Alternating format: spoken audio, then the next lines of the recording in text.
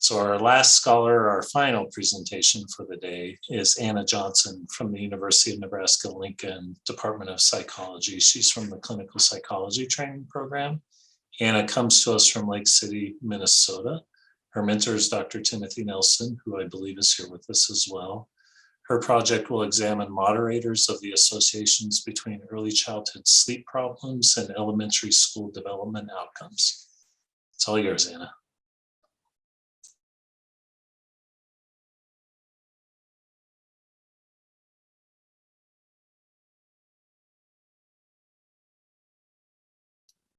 All right, just took a second to get my slides up there, but yeah, so I'm Anna, and as he mentioned, I'm looking at, my project looks at the moderators of associations between early childhood sleep problems and elementary school developmental outcomes. I want to thank everyone at the Buffett Institute for the opportunity to present it and also to conduct this research over the past year. It's been a great experience.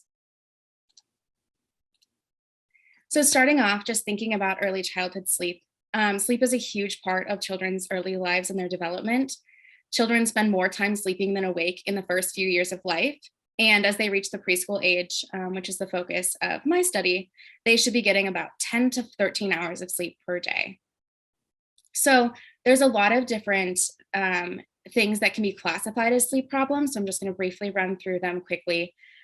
First, sleep quantity. So children might just not be getting enough sleep, so short sleep duration, and then sleep quality as well. So if children are just not sleeping well, they might be waking frequently in the middle of the night, or their sleep just is not high quality.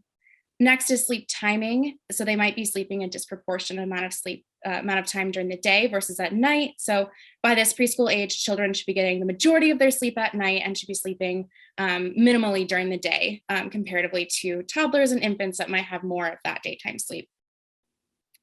And then some preschoolers just have a really hard time getting to sleep. There's a lot of bedtime resistance or just really hard times falling asleep. And then finally, there's other sleep disorders that would be categorized into this domain of sleep problems. So whether that's obstructive sleep apnea, insomnia, restless leg syndrome, parasomnia, there's a lot that can be collapsed into that. So as I talk about sleep problems throughout my presentation, it'll be a combination of all of those different factors. And sleep can have a huge impact on children's health and development. It can impact brain development, cognitive development, child mental health, and physical health. In fact, insufficient sleep has been conceptualized as a toxic stressor, particularly during this early childhood time. Developmental psychopathology models state that chronic or extreme exposure to stress during early childhood can interrupt typical development and contribute to problems in cognitive development or behavioral and emotional functioning. And researchers argue that prolonged exposure to inadequate sleep actually fits that criteria because of its widespread impacts on health and development of children. So it's really important to continue to examine the ways that sleep impacts children. And my specific study focuses on three important domains. So executive control, psychopathology, and social competence. So these three domains are essential for children's success across settings and are foundational for a lot of other abilities, whether that's learning and academic achievement, emotional well-being, positive relationships, just success very broadly for children. So first, looking at executive control, I'm just going to give brief definitions of these domains really quickly. Executive control has often been called executive functioning as well, and it's a set of higher order cognitive processes that direct attention and behavior. It's comprised of three specific domains: inhibition, working memory, and flexible shifting. And it's consistently predicted by sleep problems across childhood, both the individual domains and executive control as a whole. And sleep in infancy has been shown to predict executive control across childhood and into adolescence. Moving on to the next outcome, looking at psychopathology, there's two specific domains of psychopathology that I looked at. So first is generally what we'd consider child mental health. So it's the internalizing psychopathology that would include anxiety and depressive symptoms. And then the second domain would be the externalizing psychopathology, which is often referred to as behavior problems. And sleep consistently has predicted in the previous research higher levels of both internalizing and externalizing psychopathology in early childhood and throughout development. And then that third domain, social competence, it can be defined broadly as effectiveness in interaction. So how effective are children in their interactions with peers and other adults? and it is essential for building those relationships. And sleep problems are associated with lower overall social skills, lower social acceptance, higher peer rejection, and increased aggression. So thinking about moderators, sleep problems do not universally affect all children the same way. Some children need less sleep, some children need more sleep, and so it just, there's differences. And my hypothesis was that there was some individual and environmental factors that might make children more susceptible to sleep problems. So building off of this developmental systems framework, the one on the screen is specific to sleep. And it identifies potential risk factors for the development of sleep problems. And my specific study chose 4 of those, split into 2 categories. So first is the biological moderators. And then within that category, my first one was genetics. So thinking about dopamine risk. So thinking about the amount of dopamine that children have in their brain and the way the receptors work could potentially interact with sleep to be able to predict those outcomes. And then secondly, in the biological category is child temperament, which impacts the way that children interact with their environment. So specifically for my study, I looked at children's negative affectivity. And then the 2 environmental moderators are maternal depression and socioeconomic status, which was measured by income to needs ratio. And again, my hypothesis was just that these moderators would interact with sleep to either buffer against the negative effects of sleep or add to the negative effects of sleep, so make it more impactful. Okay, so like I just mentioned, I'm examining these risk factors as moderators of the sleep and developmental outcomes.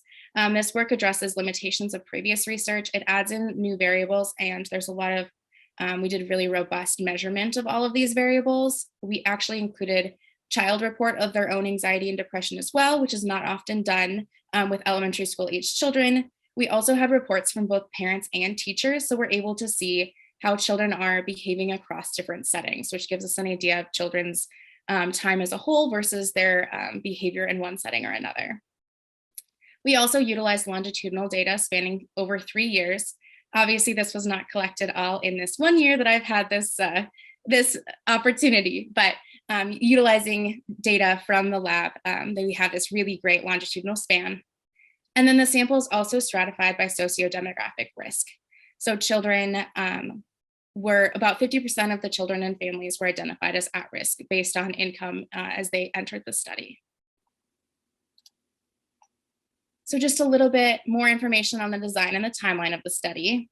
In preschool, children were aged 5 years, 3 months, almost exactly.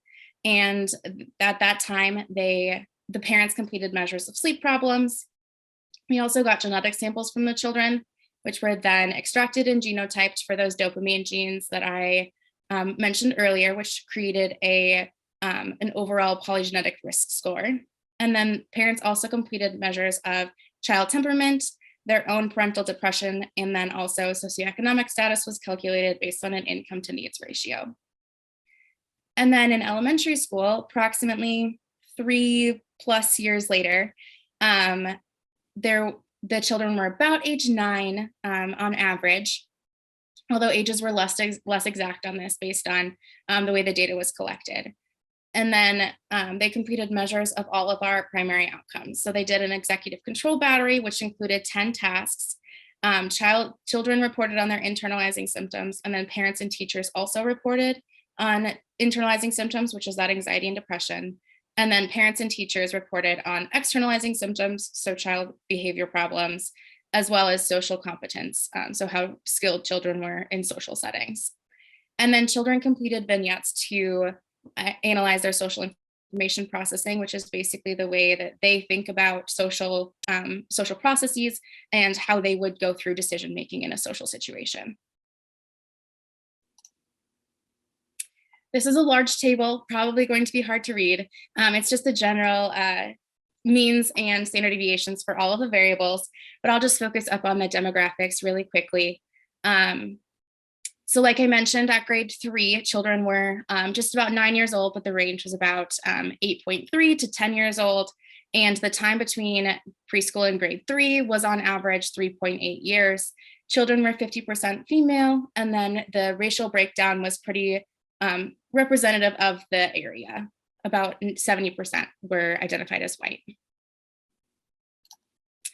So thinking about the aims of the study, my first aim was to replicate some of the previous research, to see if these parent-reported sleep problems would predict child outcomes. And so I split them into two general models, and the first one was the social emotional model, with the second one being the executive control model. I have some latent variable modeling done in the executive control model, which is based on previous research done in our lab that has been published and validated. So the outcome for that first one, the replication results for the social emotional model. So sleep problems were predicting most of these outcomes. So specifically higher sleep problems, so more parent-reported sleep problems, were predicting higher child report of anxiety and depression, higher parent and teacher report of child anxiety and depression, higher parent-teacher report of behavior problems, and lower parent and teacher report of social skills. Interestingly, we did not see sleep problems predicting the social emotional or the social information processing skills, which was more of that social or decision-making aspect. And then looking at the executive control model, we found that sleep problems did not significantly predict working memory, but were predicting inhibition and flexible shifting. In that sleep problems, higher amounts of sleep problems were predicting lower skills in inhibition and flexible shifting. And then for the moderation results, we really just did not find that the moderators were significant. And so we did not find significant interactions for the social emotional model with any of those moderators. And the same held true with the executive control model. We were not finding any of those moderators to be significant. So we were not seeing that they were significantly interacting with sleep problems to change the way that sleep was impacting these outcomes. So thinking about conclusions, those main effects were pretty consistent with what we are expecting to find and what's been seen in previous literature. For the sleep and executive control model, we found significance for inhibition and flexible shifting, but not working memory, which was a little surprising. Previous studies have suggested that sleep will be more impactful for aspects of executive control that require a grade of cognitive load. So that's potentially one explanation for that. And then looking at the sleep and social emotional outcomes, it's also consistent with previous research. We're finding that sleep is impacting so many of those social and emotional outcomes, regardless of the reporter, whether it's from the child or the parent and the teacher. And then we did not find significance for social information processing. It's possible that that was just a more, it was done via vignettes versus real world social skills. So children maybe had a little bit more time to sit and think about it versus really having to react in the moment. And then we just really did not find significant moderation effects. And so we're not finding that there's certain risk factors that are really interacting with sleep. Just a couple of mentions of the limitations. So if I were to do this again, I would choose a different measure of sleep. We had a very strong measure of sleep that's been well validated, but I would be really interested to see these results with biological measures of sleep. So looking at maybe sleep tracking or daily measures of sleep to see how sleep changes on a day-to-day basis might impact some of these outcomes.